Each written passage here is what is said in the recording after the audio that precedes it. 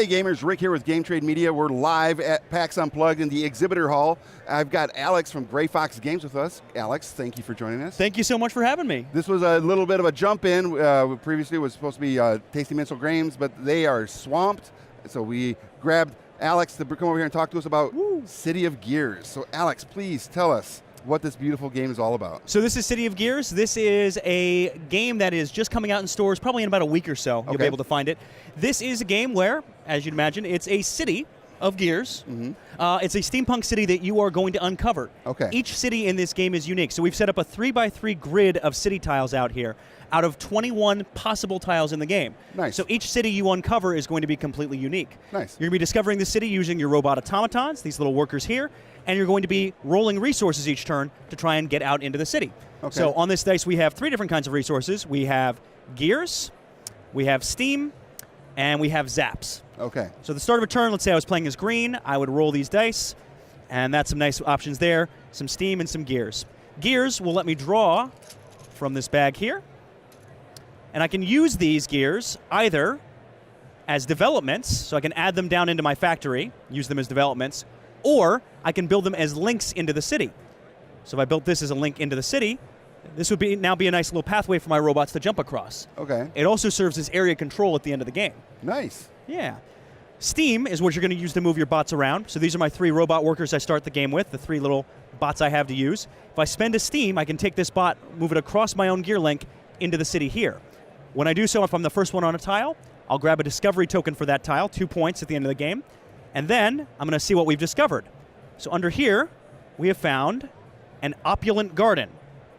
Now these tiles in this game, if I have a robot here, and I spend a steam and a gear on this space, I will get to gain 2 prestige, 2 victory points. Nice. Also at the end of the game, whoever has the most control of this tile, combination of gears and bots, is going to score 3 victory points. Cool. One other resource you have on there is something called zaps. Zaps can be used in a couple of different ways. So let's say I had built out a little bit more of my network. Maybe we'd come over here, and we've uncovered a merchant bank like that. And maybe we've come over here, and we've discovered at some point in this game a railway terminus here at the top of the city. Nice. I could use 1 zap, assuming I had proper connections, which I'll build here in a second. I could spend 1 zap to take a bot from my factory and move it across as many of my gear links as I want. So I could take it to go from my factory and go all the way to the railway terminus. That's one option for what you can use zaps for. The other thing is for a little bit of aggression in this game. Yes. So if I spend 1 zap in this situation where I have 2 bots on the same tile, 1 zap, if red were to spend 1 zap, they could bump my green guy all the way back to home. Wow. All the way back to home base. Okay. The other thing that could happen is if I had 2 zaps, let's say red has 2 zaps in this situation, and they don't like how green is getting jalapeno business. Sure. You could spend 2 zaps to snap this gear link and remove it from the game. Okay. So a little bit of take that in there too, but those are the resources, gear, steam, and zaps. Okay, that's pretty cool. Now what's the win condition on this? How do you win this game? So whoever has the most prestige at the end of the game is going to win. So there's tiles that'll let you gain prestige. This is a good example of one. If you activate this tile here by having a robot on it and paying 1 zap, you'll gain 2 prestige for each of that type of tile that you occupy. So if I had bots on these 2, that would be 4 victory points for me immediately. Wow, okay. At the end of the game, this tile is also worth victory points depending on who has control. So in this situation, red has 1, green has 1, 2, green would get those 3 points at the end of the game. So there's an area control component to this too. Nice. There's a lot of stuff going on in this game. There is. What's going to happen is once all 9 of these tiles are unveiled, this whole city is revealed, we're going to take these 4 opening day cogs, these 4 right here, and chuck them into the bag. Everyone's going to get 1 additional die to roll, and then we're going to start drawing out of this bag. And if you ever draw one of those opening day gears out of it, you're going to get 1 to replace it. But as soon as the 3rd opening day cog is drawn, the game is over, hard stop immediately. Oh, wow, okay. So those can be short games, they can be longer games, it just kind of depends on the situation. Okay, cool.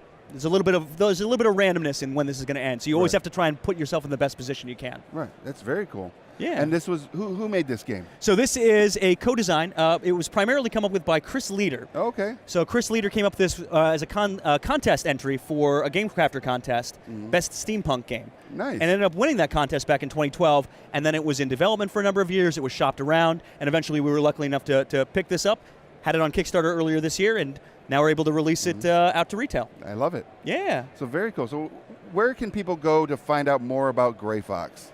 You can go to our website, grayfoxgames.com. We also have Twitter, Facebook, all sorts of social media at Gray Fox Games on just about any of those sites and places. Very cool. And you all will be seeing more of this game because I got my Kickstarter on Wednesday, and I'm going to be breaking it open and showing it back at the home office as well. Oh, very nice. Cool. To show it off. It's a beautiful game. It looks like a lot of fun. I can't wait to play my version because you said there's a little bit, maybe a little bit of extra in there. A little bit, yeah, a little bit extra in your version. I like it. Yeah. And so very cool. So go make sure you go check out Gray Fox Games. Alex, thank you so much for joining me. Thank you very much. You can't even see that because it's. All right. So on that note, I'm Rick. This is Game Trade Media. Check out all this other cool stuff we've got going on. Bye.